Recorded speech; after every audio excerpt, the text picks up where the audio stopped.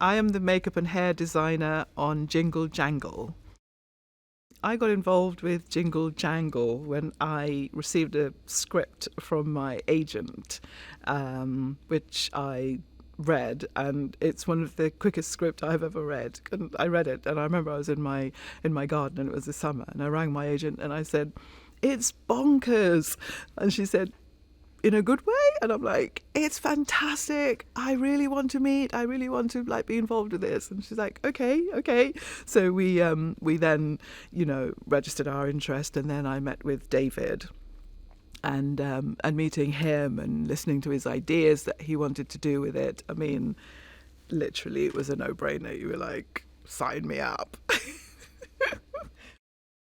When I met with David and Lynn, and reading the script and then meeting with David and Lynn, I mean, the things that really appealed to me was seeing that it was a black cast, and it's Victorian, and it's a fantasy, and there is freedom. That's what I saw, was freedom to design, freedom to create, because it's our world. So, as long as all the design team are on board, then we've got a great kind of capacity to show something that I feel we haven't seen before. Jingle Jangle is a period piece featuring African Americans, and I said to Lynn and David, there's a huge wave of natural hair, using natural hair. So we've kind of gone beyond, hair straightening and weaves and all of that stuff. So if we don't do that with a movie, we're missing a huge opportunity here. So we all agreed we were just going to feature natural hair. There was a couple of characters that had been written having a conch and stuff like that, and I said, we should lose those, because we can do really interesting things that is going to inspire the new wave of hairstyles. We literally sat down and we figured out each person's journey. So we start with, the young Geronicus. And the young Geronicus, he is full of life. He's a vibrant man. He's got hope. He has this, beautiful wife, Joanne. And Joanne is, she's the kind of grounding force. And they have their gorgeous daughter. So we decided, say, with Geronicus, he's a decent man. And, someone that, someone will lend money to, and he's full of life and everything. So we kind of created his look. And also he's quite colourful, because the conversation we had was that we would have Geronicus, young Geronicus, full of life and colour. And as Joanne dies, then we start pulling the colour out of Geronicus. So if you look at it, then Geronicus' hair is dark and strong. And then older Geronicus, it's grey and it's colourless, and his skin is less colourful and his beard is less colourful. So that's the journey for Geronicus. But when you look at the movie, you'll see that young Jessica has this particular hairstyle where it's very Victorian. It's up, but it has these lovely kind of rolls to it, these lovely kind of rolls to the side. And so we established it in the young Jessica, and in the older Jessica we have exactly the same look, but with a little bit more added to it. So she's now a grown woman, and it's more of a womanly hairstyle. Even though it's a fantasy and we have room to play, but I want, when you watch the movie, to see that you're looking at Victorians. Because we have seen black Victorians on screen before, but we haven't seen them looking like this. We've seen them as slaves running away, and they're poor, and they're being beaten, and they're all of this. But these are all fabulous people. Because I'm thinking, if I was there, what would I want my hair to look like? What would I want to look like if I was going to church on a Sunday, or if I was going to a party? And so that's where we're kind of pitching the whole look for them. Young Journey. She's amazing. She's, her mum sends her off to come to see her granddad, and she turns up, and the look of her, you want to say it's a bit steampunky, but seeing that in the Victorian setting, that kind of brings the fantasy element. So you have the grounded Victorian, and then suddenly where we're kind of creating our world, she turns up and she's wearing the puffs. and every black girl knows you grow up, that's what you get. You get your puffs.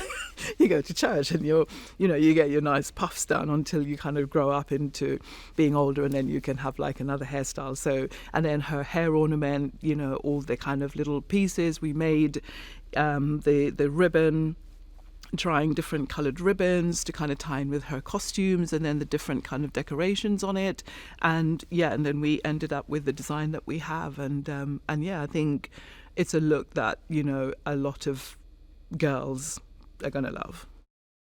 When you look at Joanne's hairstyle with its the sculpting that's been done, but we keep the weight at the bottom of it, because at that time of the period, the weight of the hair sat very much into the nape, and then you look at it and you think, well, it's sitting there, but does she look pretty?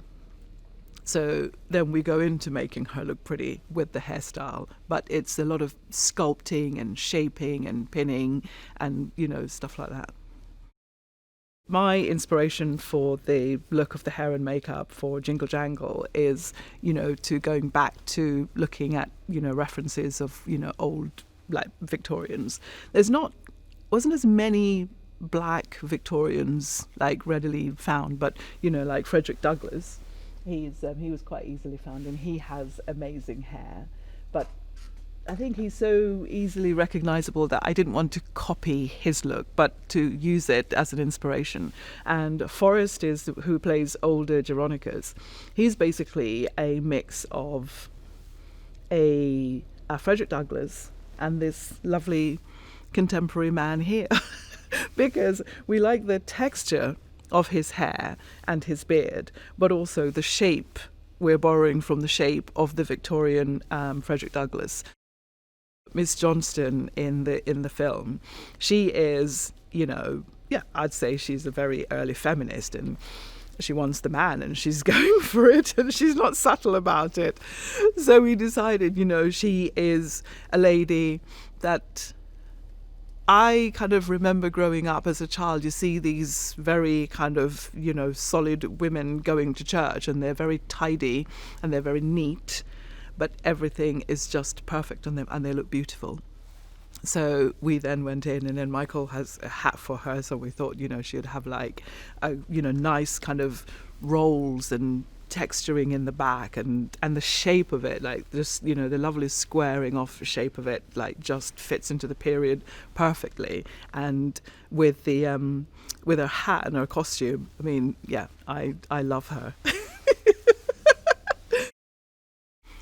What sets Jingle Jangle apart from other holiday films and other musicals is the mix. It's the mashup. I mean, you've never seen Victorian dresses cronking or twerking. And the dance routines in those costumes and the makeup and hair, as long as I've been doing movies, when I looked at it, it just makes me emotional. And I don't know if it's something that's so deep in my DNA that I have never seen this kind of representation on screen before that makes me emotional. I have to walk away because it's so special.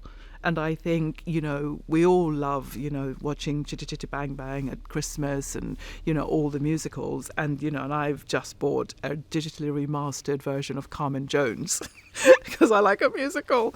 But when I see this, I think that's the life that it will have. It's like that Carmen Jones movie, because to see all this look coming together, it's timeless, it's liberating and inspirational. I hope that's what people will get from it.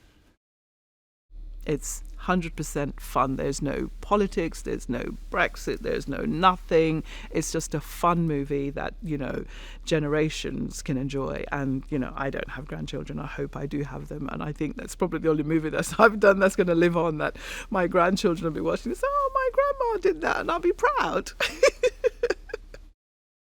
Well, I hope, with Jingle Jangle, in terms of the makeup and hair design, that, people will be inspired by it and loving, love your natural textured afro hair. And some of the styles that we've created, for sure we can see them down the street in the future.